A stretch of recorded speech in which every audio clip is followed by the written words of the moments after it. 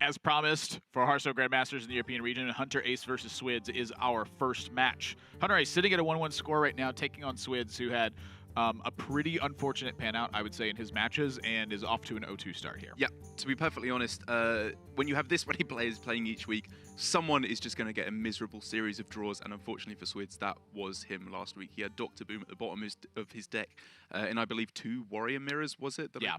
I think one time bottom card, one time bottom 2 cards. Right, exactly. And we didn't even get to seed the bottom 2 cards, I think, right? So it could have been bottom card. Yeah. Either way, it was pretty miserable for him, which I think will not be a trend that continues, because when you talk about strong control warrior players, after you mention the players who play almost exclusively, like obviously Fibonacci and Jason Joe, like a lot of the premier control warrior players, Swidz has been playing these kind of decks for an awfully long time. Dead Man's Hand Warrior in particular in the previous meta was his absolute bread and butter, and so coming into this meta with the Bomb Warrior, which is obviously somewhat comparable, although pretty discrete differences in that it can just play as an aggro deck. This is the kind of deck that he was born to play. And honestly, it's got those reminiscent, cards of the control warrior decks of the days of yore, with Alexstrasza and Grom being included in his Bomb Warrior deck. You know, we've seen Swidz take the direction of Bomb Warrior a bit differently than I would say the standard variation of play that we've become accustomed to. You know, Casey, for instance, last week had cut Omega Assembly from the deck. Swidz obviously has included. I would say most of the Bomb Warriors I've seen have it included. But the fact that he's got Alexstrasza and Grom and still running Archivist Elysiana, this is a very big statement I feel like Swidz is making, like where perhaps he's showing a bit too much respect to other people being able to play Control Warrior. That's interesting, especially as, like you said, he is he's proficient enough with the deck to think for himself when it comes to deck building. He will not follow the trends a lot of the time, especially as, even though the nerfs were only, what, 2 days ago now, already I would say this is not the standard Bomb Warrior build that I'm seeing float around on Twitter, with a lot of people going for the Geppetto Joybuzz, Barrister Lynchen, and Faceless Manipulator version, with all that nonsense thrown in there to try and copy the Elysiana, even though it's at 9 mana. But either way, in his opponent, Hunterace, who we saw had a reasonable week last week with his Rogue, has switched over to the much more popular Cyclone Mage this week. And a couple interesting choices here as well. Snap Freeze, 1 copy of in the main. Snap Freeze has become quite a popular choice this week in Grandmasters, as players anticipate a lot of their opponents bringing this particular deck, and being able to freeze and then destroy a giant with Snap Freeze, I think is a big deal. But looking at Hunterace's list specifically, with the Twilight Drake in there and the 1 copy of Rabble Bouncer, it feels like to me Hunterace continues to try to have some respect for the possibility of his opponents, even if it's just a single card that's in there. Having 1 card that he can draw that impacts a matchup, I feel like is almost a staple of Hunterace deck building at this point. No matter what, there's going to be something in there to supplement. Yeah, he's always got all eventualities covered. That's one of the biggest strengths of his play, I think we can say, is that he will always be able to see every line to victory, cover all the bases in these matchups, which, as you said, with that Twilight Drake, will be helping up against this Control Warrior, because it's just something else to throw onto the board to try and push continual pressure. Because a lot of the time against Warrior, the way that you're winning with Mage isn't necessarily by going for the insurmountable amount of stats on board, where you just go Khadgar, Conjurer's Calling on a Sea Giant, you have a board full of stuff that will kill any deck in 1 turn. It's often decent-sized minions chipping away turn after turn, because obviously if you go too wide, they're just going to brawl you, and then you're back to square one. So having 1 or 2 minions on board, especially when he can go for the Harrison Jones in his secondary deck, I suppose, to deal with the Super Colliders that might be teched in, he should be able to go for a decent mid-game plan, I think. To take him down. Something that I'm looking at from the decks as well is the pressure of chipping away and how important that is. The insurmountable pressure can eventually show up for Hunterace, where Swidz only has a single copy of Brawl in the first deck, in the primary deck that's here. So, being able to force a brawl by just nominal pressure, I think is a really big deal. And I think that's something that Swidz is, perhaps looking to take advantage of, using Grom and using Alexstrasza here, is if my opponent goes a little bit too slow, I'm able to pressure them using Alexstrasza and using Grom and punish them for not forcing me to use this brawl that I may or may not have in hand. And I feel like having a way to counterattack is often one of the most effective types of defense that you get in Hearthstone, because everything you do is typically a proactive setup. There's very few reactive cards, and I would say many of them are relegated to Warrior. I absolutely agree. I think the most proficient Warrior build and play we saw last week was from Casey. He was dealt the hands he needed to win. You know, he did get pretty lucky with getting the good curve of bombs every time, but he knew exactly what he had to do in every matchup. You just curve out. And for Cyclone Mage in particular, the big weakness of the deck is just it doesn't have many answers. It's just not very reactive to minions that you really want to kill.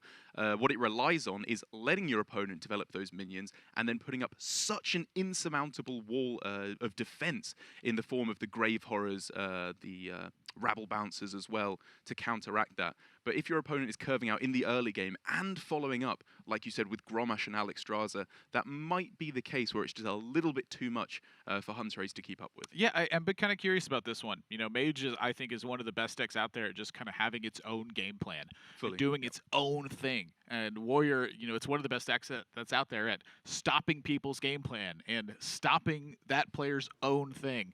And so without further ado, game number 1 is finally set and ready. And Hunterace without coin. You know, we've heard players talk at length about the importance of coin when they're playing this Cyclone Mage deck. Yeah, it's not crucial, but it really does help. Just being able to get your Mountain Giant down a turn earlier, being able to use the coin for Mana Cyclone as well. It's just a whole lot of synergies that roll together very nicely indeed, which I believe is why we're seeing Hunterace throwing away cards like the Conjurer's Calling, because if you're on the play rather than on the coin, generally you're going to struggle to get down an early Giant to actually hit with that Conjurer's Calling. So instead you are looking for cards pretty much exactly like Arcane Intellect. It's not a bad start just for having that one card. Banana Buffoon, a nice supplement to it, but against Warrior, you were looking to dig for specific cards, I imagine. Yeah. Swidz, pretty reasonable opener, but, you know, kind of mediocre as well. Looking at that Archivist Elysiana, and it just takes a long time for that card to be worth anything in this matchup. Yeah. That's one of the reasons I have such a big question mark about it in the list this week. You know, you mentioned it at the start of Archivist Elysiana and the change to 9 mana. When it's changed to 9 mana, it's so difficult for players to say, hey, you know what? I'm going to put this in my deck. I'm going to reshuffle it at some point with a Baleful Banker or bounce it back to my hand with a Useful Brewmaster. You have to have coin to do that at that point. And if that's the case, it means players are going to often cut it. And if players are cutting it, that means you don't need to run it. If nobody has it, then nobody needs it. The whole point of that card was to extend the duration of the game, and if nobody's doing that, you don't need that card. Exactly. Nobody wants to play Elysiana in their deck. It's the fact that you have to because everyone else also will be doing so. It's kind of a game of chicken, if you will, where as soon as players start cutting it, they get in trouble, but as a whole, people start cutting it. Look at this then setup. You can get away with it. Look at this setup from Swidz too. Coins out the Wrench Caliber proactively, and then goes right into taking care of the Drake that Hunterace included, for the sole purpose of trying to cost Warrior a bit more. That was perfect, because whether it was Twilight Drake that came down or Elemental Evocation into Mountain Giant, both of which were playable on that turn, both have 8 health, both can beautifully be dealt with by Wrench Caliber into the Militia Commander. Now, though, Hunterace with the Giant in hand, does he risk this Giant right away, or does he want to hang on to this? Because right now I'm looking at Swid's hand. If he plays this Giant, it's successful. Yeah, this is where there's a pretty big point of contention.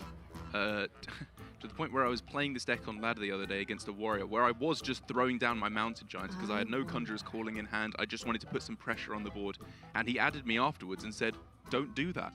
That's not what you want to do in this matchup. And I was like, all right, mate. Well, you do your thing. You press the hero power button 20 turns in a row, and I'll do my thing. I'll play a Giant and sometimes have it live. I think I agree with Hunterace here. Like, you obviously have to take it case by case. There's no hard and fast rules with this Mage deck. It's a very fluid kind of mini combo-oriented deck. But I think when you have no real pressure coming in the next few turns, there's no guarantee that you'll get Conjurer's Calling anytime soon. Why not just get it down? It's an 8/8, 5 mana. That's a very good card. I think to me what I'm looking at is the Archmage Antonidas, where forcing your opponent to use removal in perhaps a relatively inefficient way could be a very big benefit in this spot. You know, as we move towards the Archmage turn, maybe Swidz has used his removal, doesn't have much left, and you're able to try and contain board presence. You know, Hunterace's hand is pretty lackluster. Right now I'm looking at like Frost Nova, Snap Freeze. That's about it. So the Mountain Giant succeeding adds a lot of pressure to Swidz. It cuts the amount of time and amount of fireballs that Hunterace would need to generate. You know, sometimes it just lives. Sometimes it lives and you rip a Conjurer's Calling off the top. Well, it's going to live. Whether or not the Conjurer's Calling comes down is yet to be seen. But either way, for Hunterace, this is pretty much as good as he could have hoped for by throwing down the Mountain Giant early on. All right, well, we got some stuff cooking now. So this is very interesting because hypothetically, your Archmage Antonidas turn could be turn 7 if you are able to stick the Sorcerer's Apprentice on this turn, which is a very interesting topic for discussion in its own right. Are you able to throw down the Sorcerer's Apprentice maybe with 1 or 2 mirror entities just to make sure it sticks to the board for next turn, or do you take it slow and wait for turn 9? So if you look at what the Sorcerer's Apprentice opens up, it's pretty much the lone copy of Brawl from Swidz deck. I'm curious if maybe you Frost Nova instead of using the mirror image, but then your Sorcerer's Apprentice dies to the Wrench Caliber. Yeah. So that doesn't accomplish the game plan.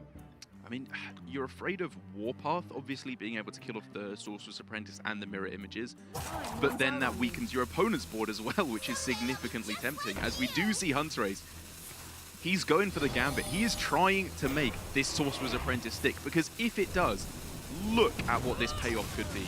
Absolutely huge. This is smart. I'm just going to expend the Snap Freeze over the Frost Nova. Interesting. I guess he's still afraid of a wide board coming down. That is interesting. I'm kind of curious about the Snap Freeze in this instance, because I guess the case would be Warpath twice, attack the Giant twice,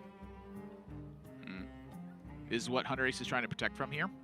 Well, also just like if he doesn't go for a freeze of some kind there, then just another rush minion like a Militia Commander or a Ziliax allows him to clear it off if he doesn't freeze. Ah, yeah, Dynomatic could perhaps. Dynomatic, yeah. I think it's Dynomatic in this instance, you have a 33%, or if your opponent wants to, I'm sorry, a 25%, is it about? No, it's way less than that. For my head, the Mountain Giant for some reason was a mech all of a sudden. I'm like, that's the big one, it can't die, it must be a mech. That's not a Clockwork Goblin. No, that's not how that works. Giant. And Swidz going to try to maximize the potential. He can't go for the Hero Power Shield Slam now. This is his only chance to kill off the Apprentice. Uh-oh. Uh-oh. And for Hunterace, his risk is going to pay off. Look at this turn. This was potentially not going to happen until turn 9. But now he just gets an Antonidas slammed onto the board. And the second shot of Giant's going to be coming in as well. Yeah, let's make it a 4th Fireball. Why not? I mean, look at the amount of damage he's got. He can just launch the Giant face again. This Giant, which he didn't necessarily have to play on turn 5, had he waited for a Conjurer's Calling, has attacked face twice. It's 3 more from the Sorcerer's Apprentice. And that pretty much means that Hunterace has won this game. The amount of armor gain in Swidz's deck is now relegated to 2 copies of Shield Block and a Dr. Boom Mad Genius. So Shield Block up to 15, you armor up to 17, and then you die. Hunterace, very quick game number 1, based purely on Twilight Drake getting cleared and then Mountain Giant sticking. Yep, and to be fair, in the early game for Swidz, we felt like he set up very nicely for whatever Hunterace could do on turn 4. Because outside of a Sorcerer's Apprentice into 3 or 4 spells and Mana Cyclone, he could kill pretty much anything that came down there, be it the Giant or the Twilight Drake. It was just a follow-up from Hunterace. I think his willingness to realize what his hand was doing, because like you said, his hand really wasn't very good at that point, so he realized he had one real avenue to victory. It was a very risky one in trying to get the Sorcerer's Apprentice to stick, but it absolutely paid off. So I wonder about that. Should Swidz have been going for Brawl there, or was his draw just too weak in comparison? Hunterace had a very proactive draw that created a risk, but followed through, and when it succeeds very well. So we're going to go to a quick break, and when we come back, we're going to find out if Swidz and the double Big Game Hunter double Super Collider is going to be able to change up this matchup just a bit. Hunterace going to look for his side decks in the same. Don't go anywhere. It's our first match here on European Grandmasters for Hearthstone.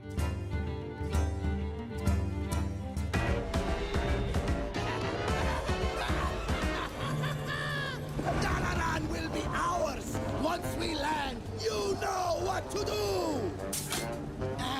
No we don't. You didn't tell us to play it. I didn't think I had to. It's perfectly obvious. Bank! I am to be robbing the bank! I take henchmen for vault smashing and shiny stealing! Plan is obvious! It's a start, yes, but... You won't get a single coin unless you take care of the city's guards. Let's Rip open Violet Hole and unleash the prisoners on the city. That'll keep the guards busy. Certainly, but that's not... No! First, we must sow chaos in the streets. I got rockets. Anyone need rockets? Try to see the big picture. Chinese. We have to break their will before we can loot, you fools. Please, everyone, please. Let's strap some rockets to this city. Ooh, big thunder. And then we just take the whole shebang wherever we want. Yes! Finally, you're exactly right. Seriously? That's dumb. Ah, weak tender. Just wait till second gear kicks in.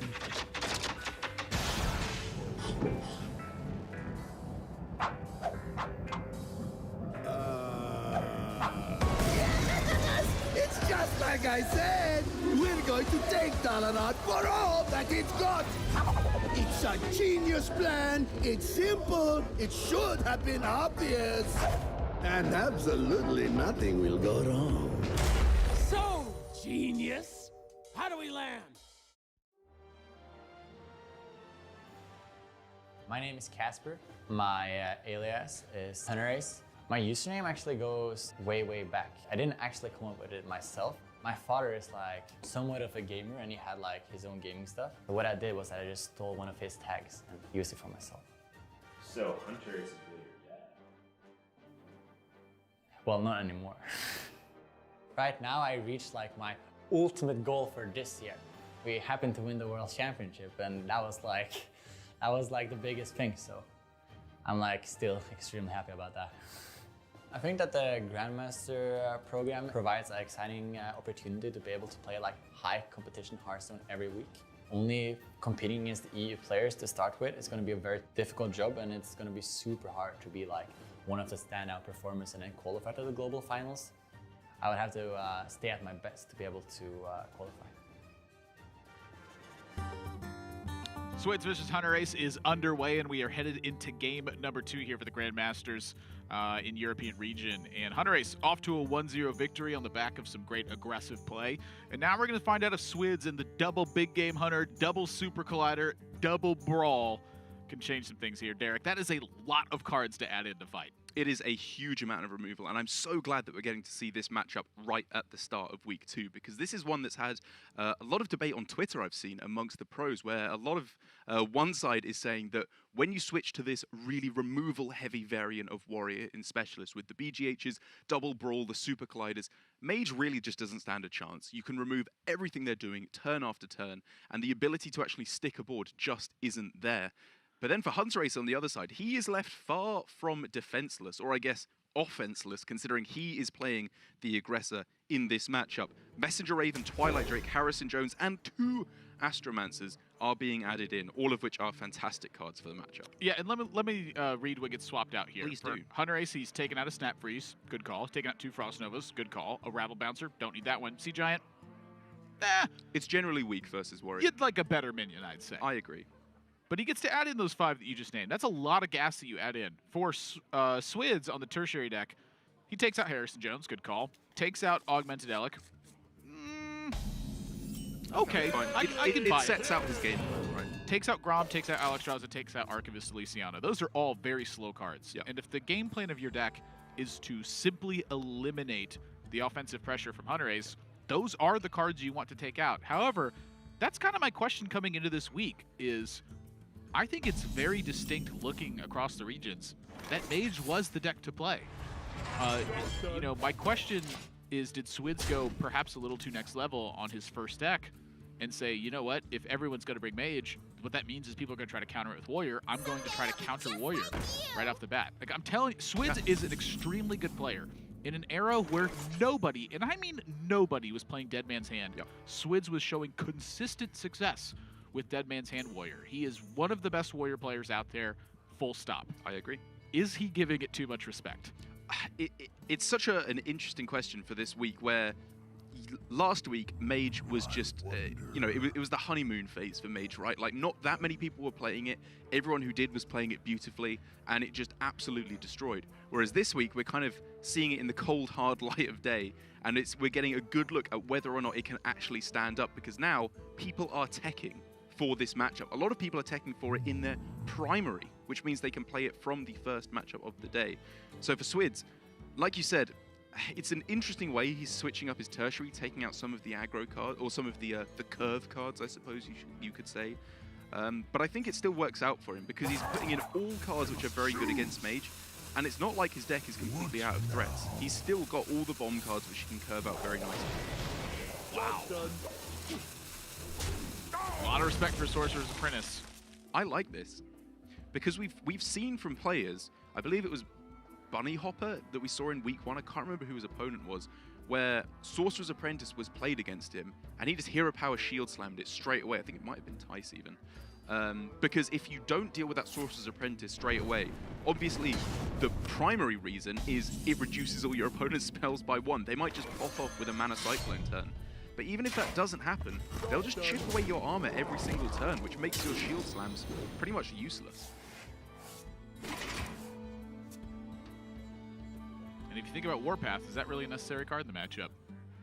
I don't think so. Yes, I would say it's useful for turns, like if your opponent goes for a big Sorcerer's Apprentice, Khadgar mirror images turn and you want to clear them off, but generally you can expend it pretty liberally, I would say.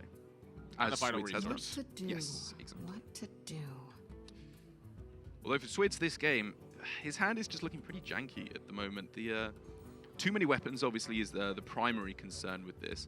And if he does want to start dealing with big minions with weapon plus militia commander, it all of a sudden means that the right side of his hand also starts to look pretty shaky, with double shield slam not really doing much at the moment. It's so crazy to look at this warrior deck and see how big of an impact Rogue had on its deck build. There's no Eternium Rovers. So true. There is no weapons project in the deck. That's the big one. You've lost a bit of your armor gain overall with this deck, and I feel like that's one of the things that we've seen the deck struggle with in general anyway, is just armor. And I was talking about those kind of pesky boards you want to deal with, which was specifically Khadgar into mirror images. Hunterace sees that Swidz has used the Warpath and now says, you know what, do you want to brawl this? He's making the read that there's no second Warpath. Wow, yeah, this is an awkward board state. And Switz's facial reaction to this, I think, speaks volumes in this regard, where the one thing I think to myself is, why would my opponent do this? Like, yeah. It's so rare that you see somebody just risk a Khadgar in this situation, but Hunterace, like you said at the start, So interesting. favoring chip damage here. He knows that chipping away with minions is going to be a vital resource. And so for Swidz, now we need to start thinking about discrete breakpoints of mana cost.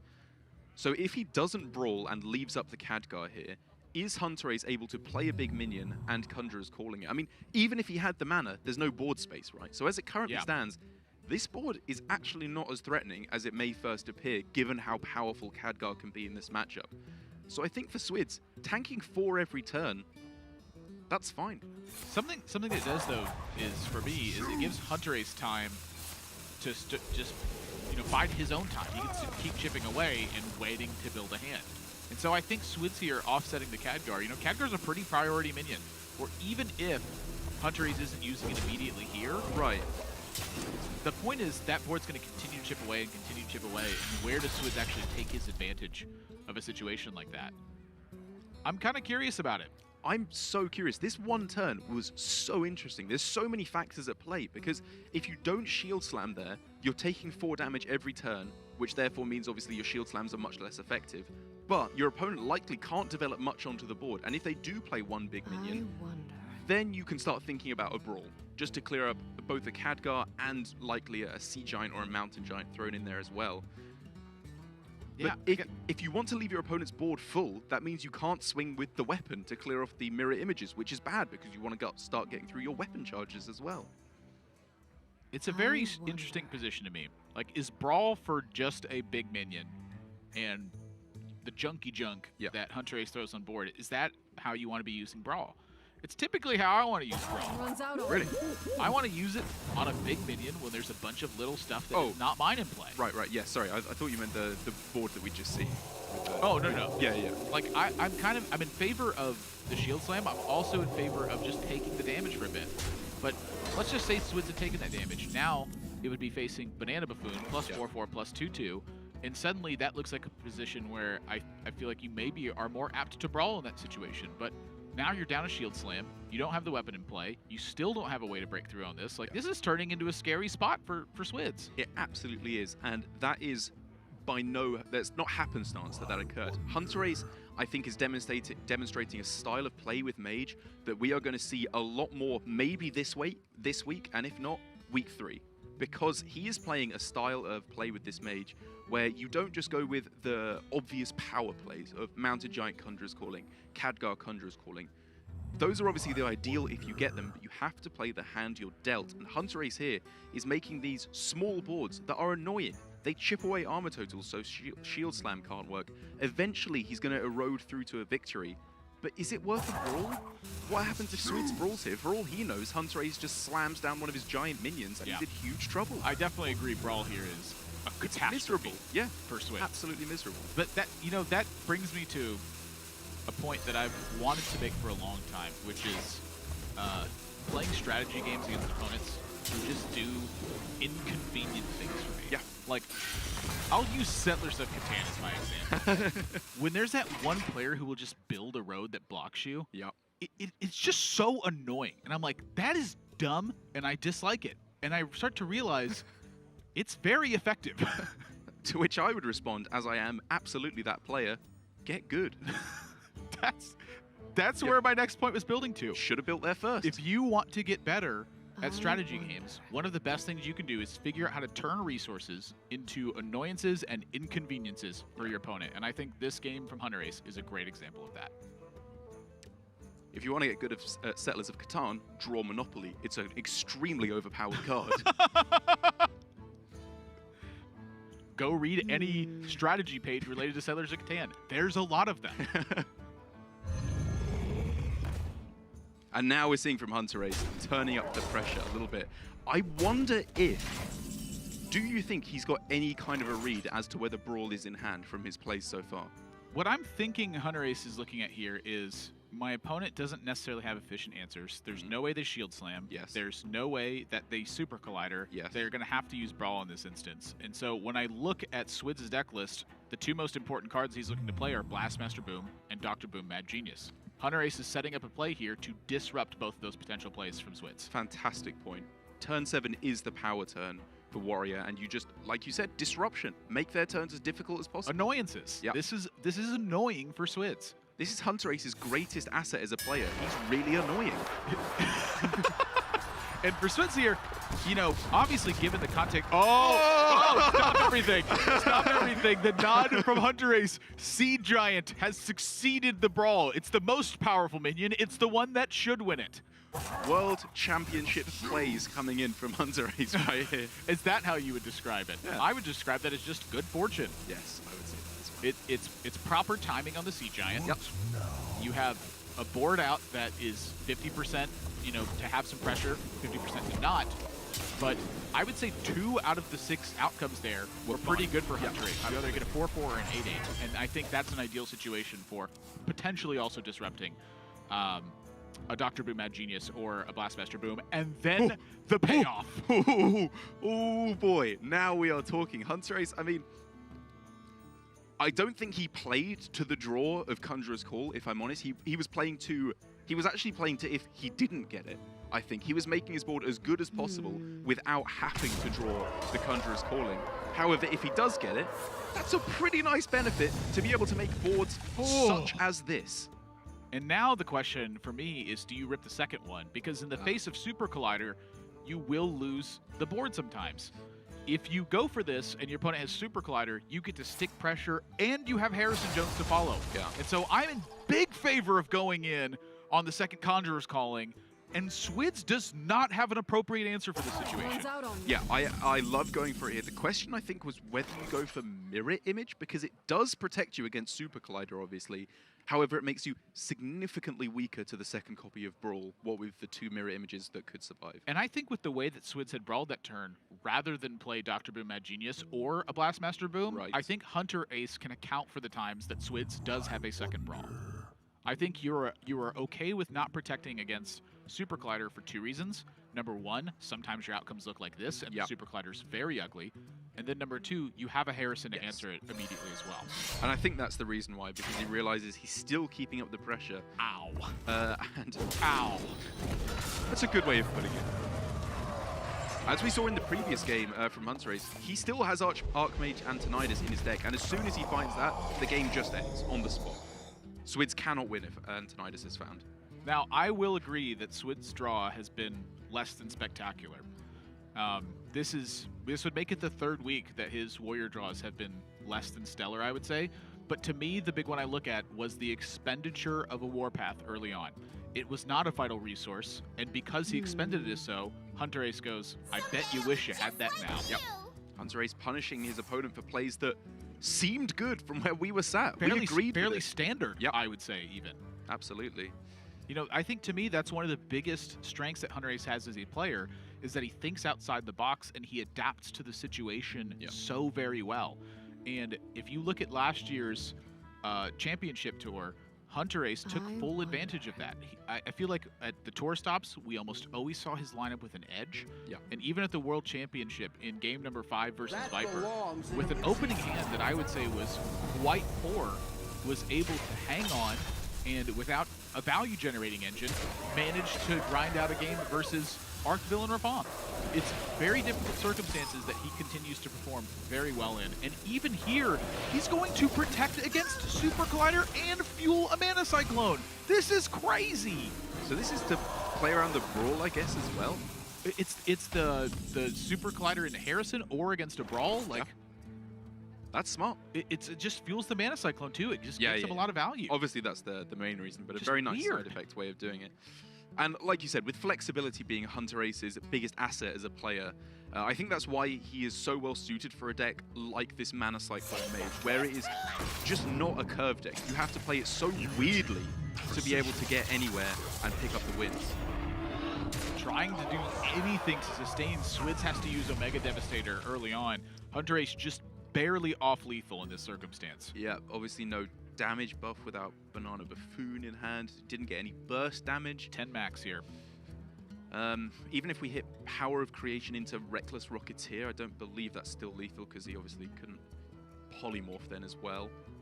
Yep.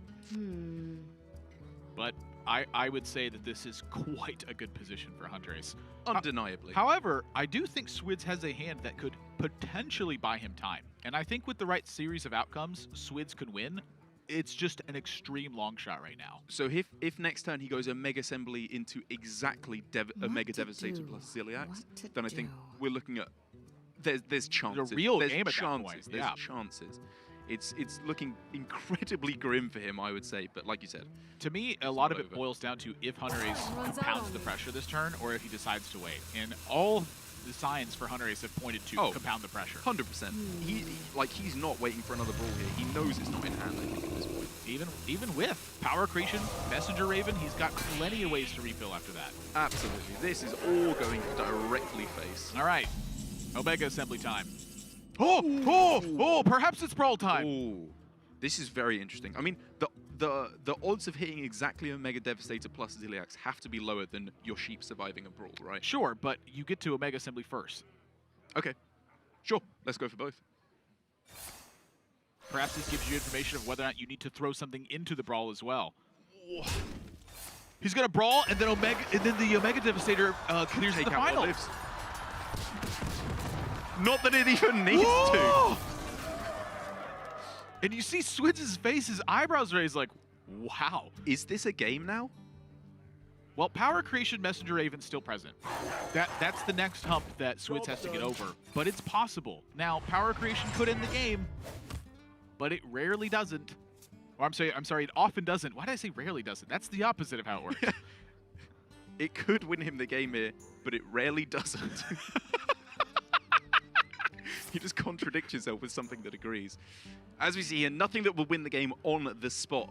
Illidan Storm Mage is pretty good, though. Yeah, is that I mean, what, you've seen both brawls now, right? So is there any downside of going wide on the board? Well, there's one Warpath It left dies in to Swid's deck. Warpath, but I mean, all of these minions die to Warpath, right? So you just take the biggest one you can. What to do? What to do? Illidan and then rip some spells. When was the last time you saw Illidan be effective? It actually comes relatively often. I hate to... How often do you see Illidan be effective? Not often, that's admirable. That's really... It's the effective part, to me, that's the grand style here. And I think wisely going to kill off the Vicious Scrap Hound. This is just a big, dumb pile of stats, and there is nothing that Swidz can do about it. Devastator, Militia Commander, and then you chip off one of these, you get to armor up, you're going to Oh, wait, live. he survives at 1. You survive at 1. You know what? Swidz is not dead. In the face of everything that has happened this game, Swidz is still alive. I am still impressed. It's still possible to win. It's just an extreme long shot. I mean, he's alive in the way that the Black Knight from Monty Python is alive. Like, let's call it a draw. He's not dead. He's not dead. He's not dead.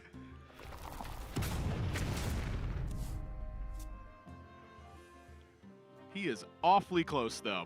And to be fair, Hunterace is still not able to deliver lethal if he hits Meteorologist off of Messenger Raven, or what else is there that deals damage immediately? Meteorologist from Messenger Raven Ends the game could with a spot. still possibly be 1 damage off lethal. What to do? Okay, What to do? you are correct. Daring Fire Fire Eater. That's lethal. That is lethal damage. And Hunterace spots it.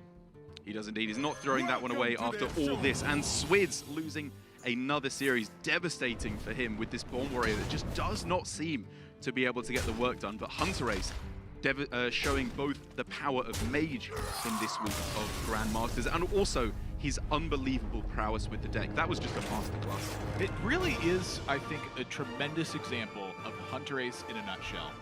It's flexibility of game plan. It's being able to pressure with what you have, and then taking advantage of the situation the moment that you smell blood. And that is what led Hunterace to a world championship last year. And I think here now, with his record at 2-1, defeating Swidz, you know, Swidz is going to have to go back to the drawing board with Control Warrior. And Hunterace here, just fantastic. I think I liked almost every single choice that he's made throughout the main deck, and the side decks look strong as well. The Twilight Drake showed such importance in game number 1 by just simply forcing removal from Swidz's side.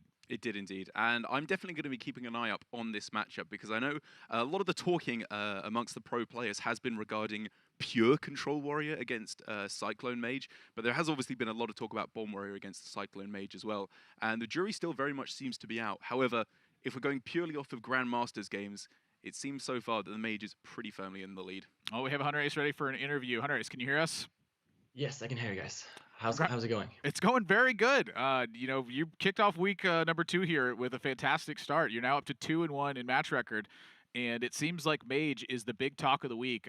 Talk to me. The balance patch hitting, how does that affect your preparation, and why do you think Mage is the strongest deck right now? Like the balance patch hitting was like a bit of a change because Rogue becomes a lot weaker, so it kind of like messes up with some of the classes that are good versus Rogue, and at the same time it like introduces new factors with like the aggro decks that are weak versus Rogue. So it was a bit different to prepare for this week. I felt like I wanted to bring Mage because I didn't really want to take too much of a risk, and I felt like Mage was just very strong in general and just felt like a solid bring. I don't think that either Pavel or Swidz necessarily like thought I would bring Mage. So I didn't feel like it was too much of a risk, so I ended up bringing Mage because of that, yeah. So talk to us about some of the decisions that you made in that game, because we were pretty impressed with the way you were playing around what your opponent could have. Like, for example, your Khadgar on, what was it, turn 3 against Warrior, or turn 4? That's a pretty bold play to be going for when it's such a powerful card in the matchup. Yeah, so basically, like, the way that people have built their Treachery deck, they have like a lot of very clunky cards that are like very situational. So like if you manage your resources pretty well, it's like possible to play around and make it very hard for them because they have like clear turns they want to do like different plays. Like for example, in that last game, I was like trying to like put all the pressure in at the Dr. Boom turn. So we had to like BGH or Brawl or whatever that turn. And earlier in the game, I kind of wanted to like flood a bit after I saw the Warpath for 1. because I didn't feel like he can deal with it, and it just makes like a super awkward board position, right? Because he can choose to like develop into it, but that doesn't really feel good because then I just drop a Sea Giant, and eventually he'll have to like brawl his own board, right? So it's just a very interesting matchup. I'm not sure that people actually like tech their decks, like, because I practiced this matchup quite a lot, and in practice I was playing against Boston, and he had double Elec in his deck, and I felt like Elec was just stronger than like Super Collider and BGH because I just died. That was like the way. But when they don't run the Elex, you can actually like take it super slow with your resources and kind of like grind them out, and, like take advantage of their weak turns. I want to talk about taking advantage of weak turns. Your Sea Giant timing in that last game was right into turn 7. So there's a pretty obvious point of disruption where the Blastmaster Boom and the Dr. Boom Mad Genius. Talk to me about finding those turns in general and how much practice it takes to actually get that down. Like, is that a tough thing to find in terms of iterations in particular matchups, or is that a thing that occurs pretty naturally to you and in the moment? I've practiced the matchup quite a bit before, but it's like very unique to like the mage deck is super weird because there's like so much randomness to it, right? So there comes like a lot of different situations like every game. So you have to kind of like take it on the fly sometimes and like figure out the situations while you're there. But there's a lot of practice that goes into like figuring out that those things are possible and like how to play around that, because the Super Collider and BGH lists aren't very normal. But the matchup changes up a bit when they run all of those techs. All right, well, Hunterace, thank you very much for your time. Off to a 2-1 start, and look forward to seeing you play again this week. Okay, thanks a lot, guys. It's just always a pleasure to watch him play. No one plays like him. No one. No one. So the answer here is play more like Hunterace. Just do that. Or as Derek said earlier, just get good. Well, I mean, that's what he did. He went away and got really, really good. That is exactly what he did. So that's our first match in the book. Hunterace takes it by a 2-1 score. But we have 4 matches that are coming up for you left today. Seiko versus Jarla is going to be our second match coming up. So don't go anywhere. More European Hearthstone Grandmasters after this.